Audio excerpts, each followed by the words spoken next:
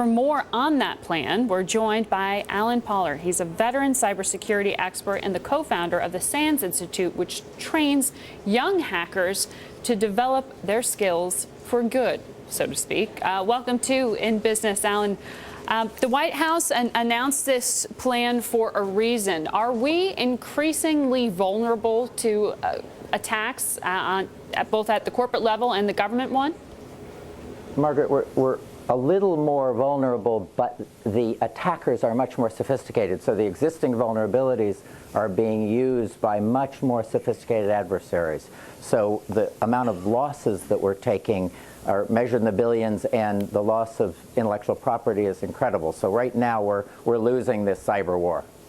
And we hear these reports sort of trickle out and then fade away. The data theft we just talked about at Michael's, but I'm thinking about the hack on Google, on Morgan Stanley, on the NASDAQ. And the government now is going to mandate that corporations report their vulnerabilities, and that's their sort of mandated regulation. Is this the right way to go about it?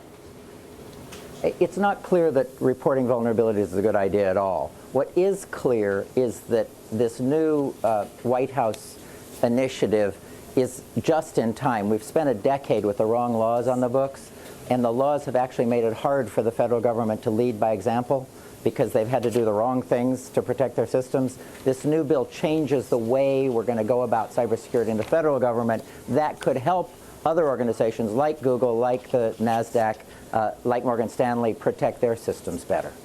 Now, who is carrying out these attacks? Are they from a few single bodies, or are these just individuals trying to hack these systems?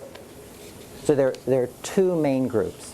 One is a large number of organized crime groups around the world, a lot in Eastern Europe, a lot in Asia, that see this as a way to make a living. That's a $7–8 billion a year business for them, stealing money on the internet. But the larger risk comes from corporations and governments abroad that want to steal the intellectual property. They can skip a whole generation of research if they steal our intellectual property. I'll give you an example. We built a new F-35 fighter aircraft, $300 billion aircraft. Some of the most sensitive technologies in that aircraft were stolen by another nation, and that other nation actually built that technology before we had built it. So they could skip the entire research program that we had to fund and build the technology that we had created. And that's why this new strategy from the Obama administration is so important, that it changes the rules by which we protect computers.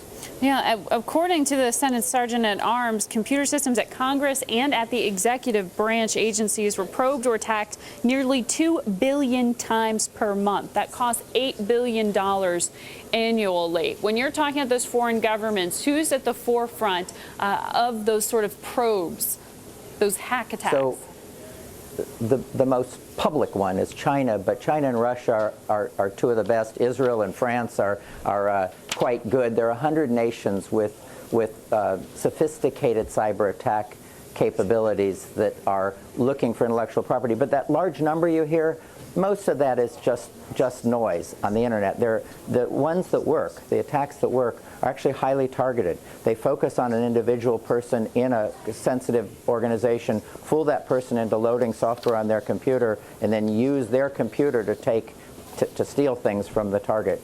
All right, Alan, and I know you're working to help train hackers to ward these off. You say we're short on them. We're training two groups of people. Our main work is to train the defenders. Right. But we found that there aren't quite enough people to do the defense. So we've tried to bring up some of the young people who have good talent and catch them before they become criminals. All right. Well, that's at the SANS Institute. Thank you so much for joining us.